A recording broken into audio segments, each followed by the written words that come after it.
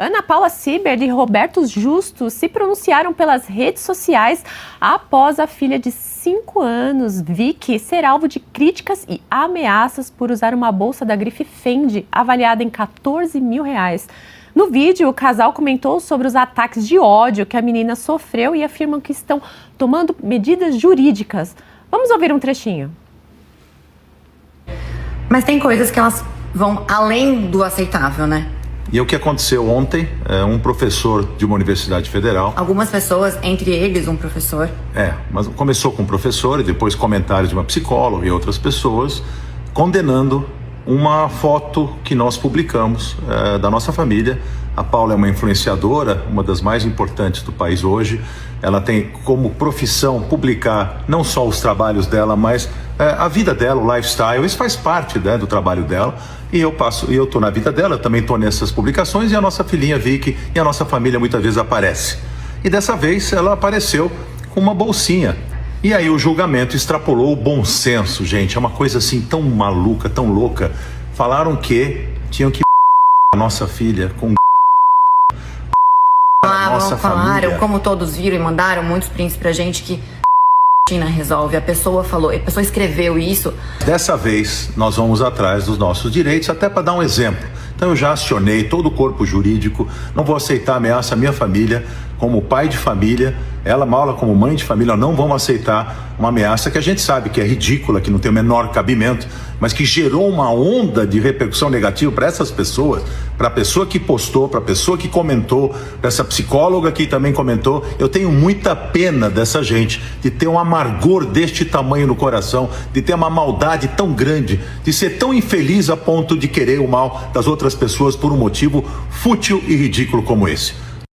Revoltante, como diz a Marina com frequência por aqui, é o suco do puro ódio, né? Algumas das mensagens que tinham na publicação da garotinha com a bolsa. Os bolcheviques estavam certos, bolcheviques que defendiam a derrubada violenta do sistema capitalista. Forca para essa menininha, tem que matar essa garota. Diego Tavares, queremos primeiro te ouvir no aspecto jurídico com relação a como essa família pode se defender, e queremos ouvir a Geise sobre o tema também. Vamos lá, Adri, muita coisa nesse caso, que foi algo que caiu como um rojão na internet na última semana e, de fato, tem muitos desdobramentos jurídicos, né? Tem aí, enfim, o direito à indenização, tem crimes praticados, mas eu acho que o grande centro dessa discussão é, de fato, a questão da regulação das redes sociais. Veja só, Roberto Justus em nenhum momento veio dizer que essas pessoas deveriam ser impedidas de publicar aquilo que publicaram. Em nenhum momento veio a público calar a voz dessas pessoas, por mais reprováveis que fossem as falas. Disse o quê? Vou procurar a justiça, vou procurar os meus direitos. Boa. E é exatamente essa a dinâmica que tem que acontecer quando alguém se excede na internet. É sempre bom lembrar que aquilo que acontece no ambiente virtual é muito semelhante a tudo aquilo que acontece no ambiente real. Há, de fato, o quê? Uma falha do nosso Poder Judiciário na questão da celeridade. O nosso Poder Judiciário é lento para enfrentar a maior dinâmica, a velocidade com que uma informação se propaga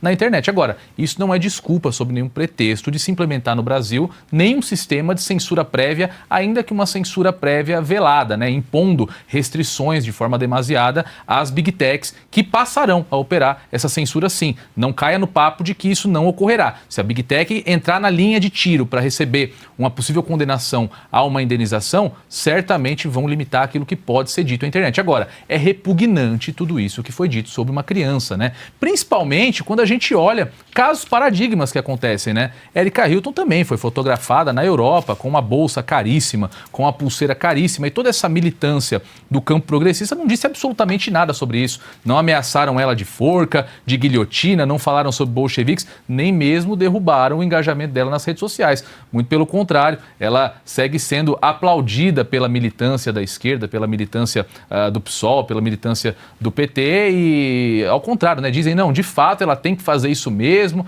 porque ela é uma grande representante da bandeira LGBT, ela tem que aparecer e tudo mais. Agora, quando é a filha de um empresário que recolhe muitos impostos, que gera muitos empregos, que tem a sua fortuna trabalhando para que o Brasil tenha um pouquinho mais, um pequeno alívio nesse grande rombo que são as nossas contas públicas, aí vem essa chuva de críticas que são meramente ideológicas e, para além de meramente ideológicas, desumanas, cruéis e criminosas. Bem colocado, Diego. Geise, te pergunto, já começou o ódio da esquerda contra os super ricos? Pois é, esse caso ele demonstra bem, ele ilustra bem como é esse marxismo mais contemporâneo, esse marxismo identitário. Quando a gente está falando das identidades, nós estamos dizendo que a esquerda impôs ao país uma cultura que chancela determinadas identidades e as isenta de responsabilidade. Esse que é o grande ponto. Então, a Erika Hilton, por exemplo, ela pode usar uma bolsa, sua bolsa da Erika Hilton, que foi postada na semana passada, dentro do Congresso, aquela foto foi tirada dentro do Congresso, sua bolsa dela custava mais de 27 mil reais. Em comparação a uma bolsa de 14 mil, a bolsa do Justus está humilde, perto da bolsa da parlamentar, que provavelmente, né, ainda que não seja um desvio de renda, mas o salário que você paga para ela, portanto dinheiro público, está custeando essa bolsa. Então, de certa forma, ali é o teu dinheiro, é o teu imposto que paga aquilo. E me pergunto como é que um salário de uma deputada está conseguindo bancar uma bolsa de 27 mil reais. As contas não fecham. Mas o que a gente está vendo é um chancelamento de identidades que faz com que ela tenha isenção de responsabilidades. Então, Erika Hilton, Janja, o Lula, que apareceu com aquele relógio caríssimo de mais de 80 mil reais em um evento do PCdoB, olha só a ironia, em um evento do PCdoB ele aparece com aquele relógio de mais de 80 mil reais. Essas pessoas, elas podem ter esse tipo de comportamento ou porque tem a identidade errada, como o caso do Lula, que é um homem branco, hétero, mas diz a coisa certa, ou porque está aí na sigla, né? Nesse caso, a sigla é LGBT Academy, no caso da Erika Hilton, que é a sigla trans, né? Que é, aliás, se diz uma pessoa trans. O que a gente está vendo é, na prática, como a punição acontece a quem prospera. O Roberto Justus é um empresário de longos anos, o patrimônio dele é privado e pouco me importa o valor da bolsa da filha dele. O que a gente está vendo aí é um ataque de ódio de pessoas ressentidas, de pessoas invejosas, provando para você que a inveja na prática, quando entra dentro do jogo político, é bastante perigosa. No final das contas, a gente vê que Erika Hilton e Lula têm em comum uma coisa: somente rapazes têm certos privilégios. Boa, Geise, você é terrível, certíssima. A Paula quer comentar também, né? Claro, agora há pouco a gente tinha aqui na tela, põe de novo aquela mensagem daquela mulher horrorosa na publicação foi da a mais menininha. Do moedor muito de carne. chocante, né? Porque durante a declaração agora de vídeo do casal, pôs um pi, mas olha só, inadmissível ainda não ter uma imagem dessa menina no moedor de carne. Esse site já foi melhor, comentou só um ponto em relação a uma coisa: essas pessoas são brancas. Se essas pessoas fossem negras, imediatamente todos estariam acusando de racismo estrutural, fazendo referência à teoria do Silvio Almeida, aquele que foi afastado por abuso sexual, né, ali, investidas sexuais. Olha essa outra aqui, tem que matar mesmo, PQP.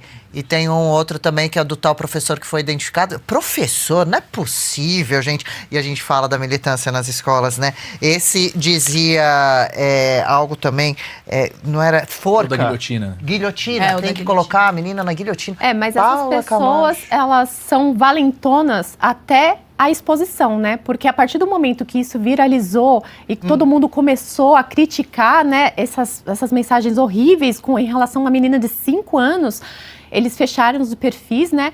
A moça que falou sobre o moedor de carne, inclusive, excluiu o perfil do X, né? Com medo de retaliações, principalmente, né, jurídicas.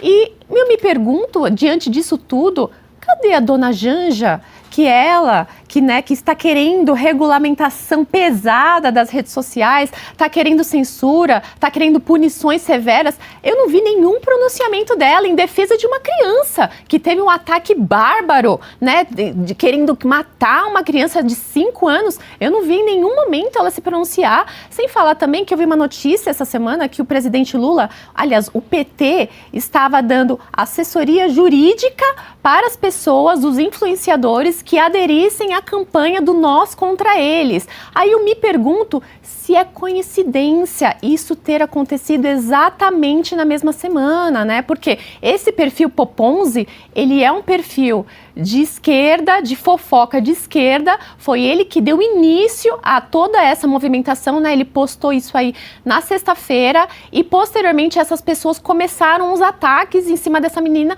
querendo fazer exatamente o Nós contra Eles, querendo expor o privilégio, né, financeiro que o Roberto Justus tem para criar essa inveja e tentar promover aumento de impostos, né, através dos mais ricos. Pode ser, inclusive, que tenha relação com aquela agência, né, que custeia os portais todos, né, e faz um tráfico de influência.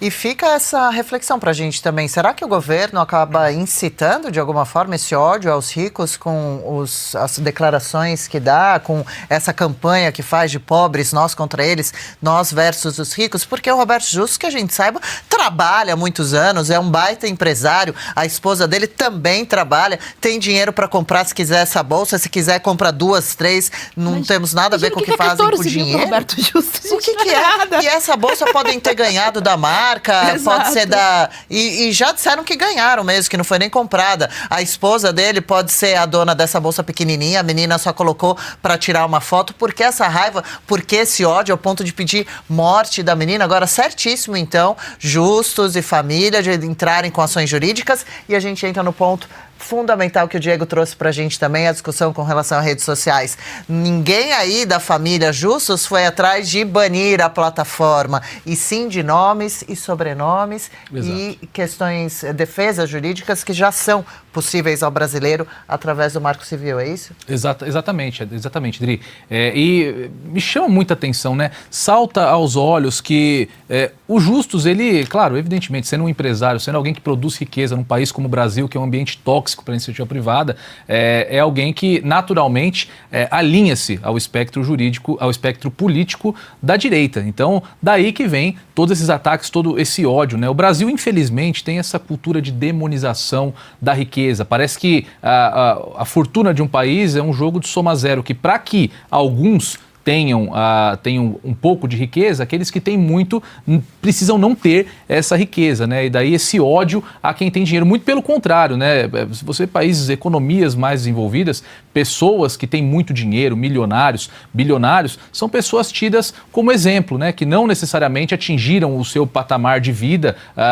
surfando em incentivos públicos, surfando em corrupção, que me parece sim ser o caso do Roberto Justus, que, como você pontuou muito bem, um empresário muito bem sucedido, alguém que produz riqueza num país tóxico para a iniciativa privada como é o Brasil. Podia já ter ido embora do Brasil faz tempo, né? Continuou por aqui, mas o bonitinho para o governo é você ser pobre, depender do Bolsa Família, do Vale Gás, né? Ter essa dependência total do governo para continuar sendo manipulado por ele. Esbanjar só é legal se for com dinheiro público, né? Quando é com capital privado, acaba sendo algo bem ruim. E alguém aqui escreveu aqui também, é o puro ódio, é pura ódia, como disse, né, numa menção a ministra Carmen Lúcia.